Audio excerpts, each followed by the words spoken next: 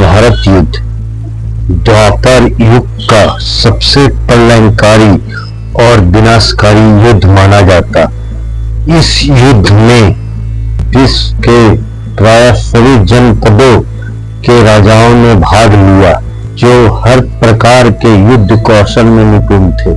भीष्म पितामह, गुरु द्रोणाचार्य, गुरु कृपाचार्य, सूर्यपुत्र कर्ण और अर्जुन रथियों के समान एक और महारथी ने भी इस युद्ध में भाग लिया, जिसका नाम अश्वत्थामा था।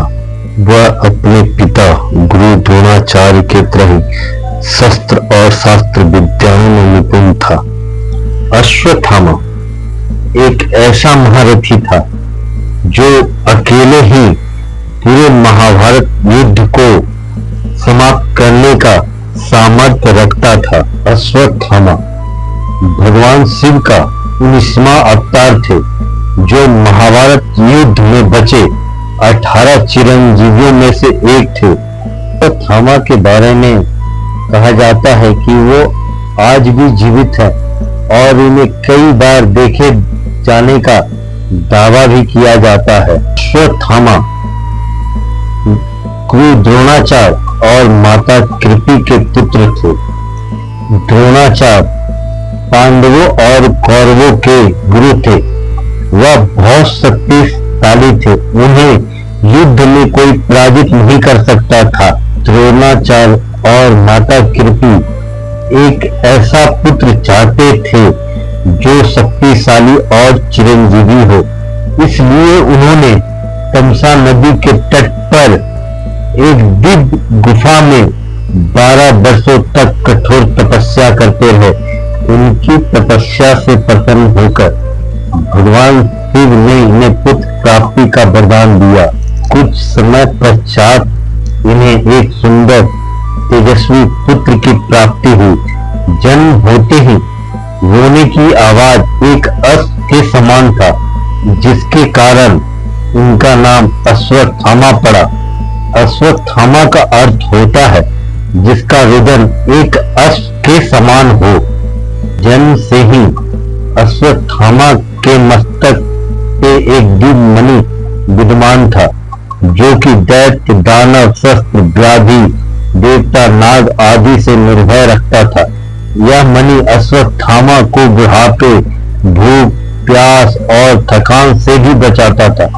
भगवान शिव से प्राप्त उस शक्तिशाली दिव्य मणि के कारण अश्वत्थामा अजय और अमर था।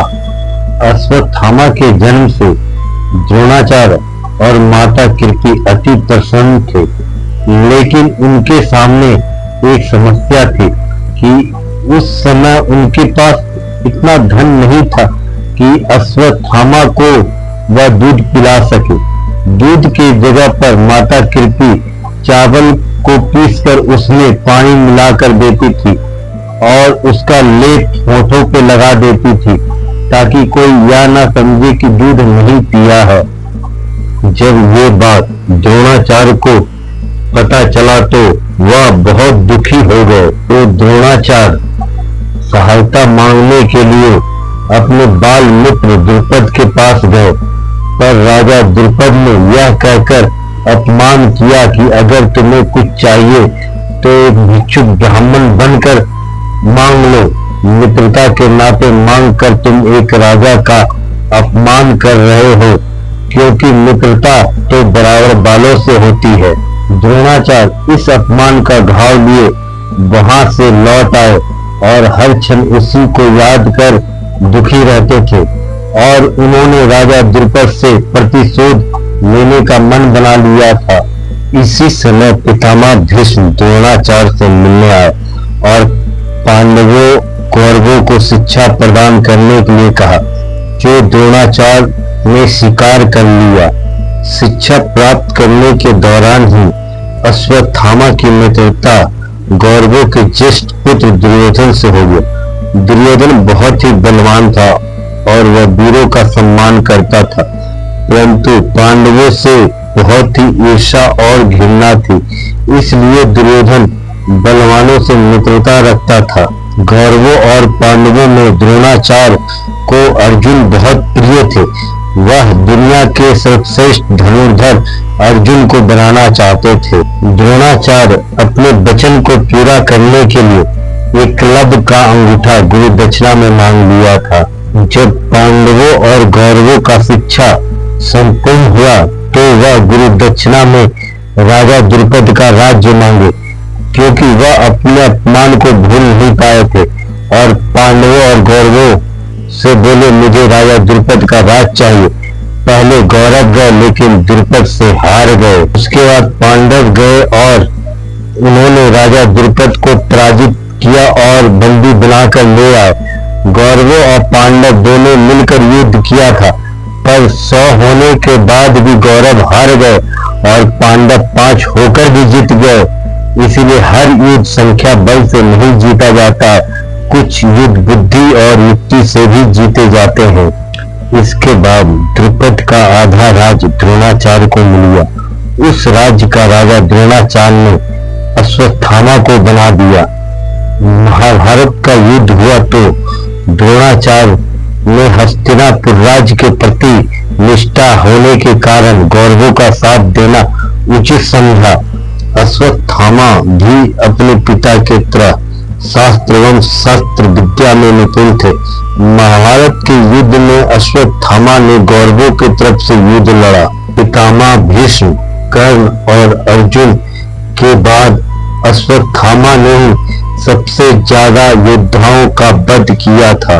महाभारत युद्ध में अश्वत्थामा कौरव पक्ष से सेनापति भी नियुक्त हुए थे।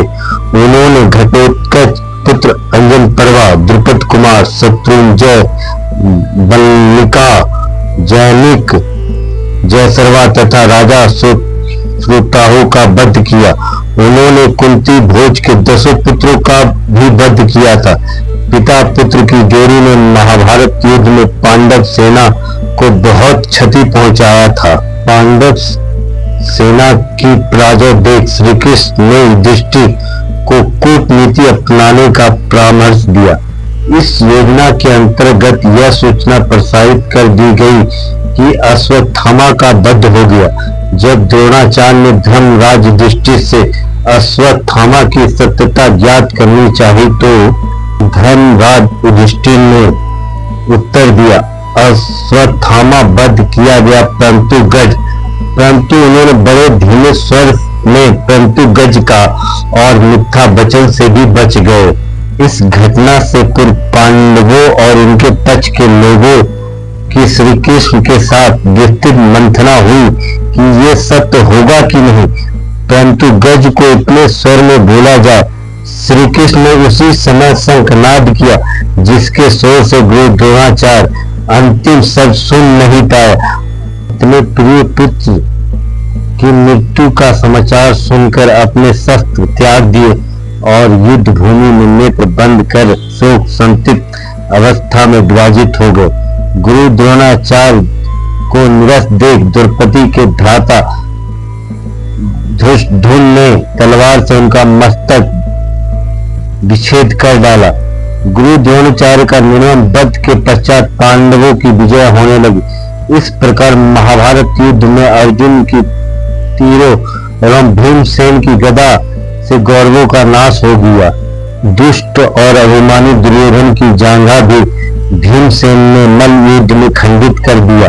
अपने राजा दुर्योधन की ऐसी अवस्था देखकर और अपने पिता द्रोणाचार्य की मृत्यु का स्मरण कर अश्वत्थामा अधीर हो गया। दुर्योधन जल बंधन की कला जानता था, सो जिस सरोवर के निकट गदा युद्ध हो रहा था उसी सरोवर में प्रवेश कर गया और जल को बांधकर छुप गया। दुर्योधन के पराजित होते युद्ध में पांडवों का विजय सुनिश्चित हो गया। समस्त पांडव दल विजय में प्रसन्नता के मतवाले हो रहे थे।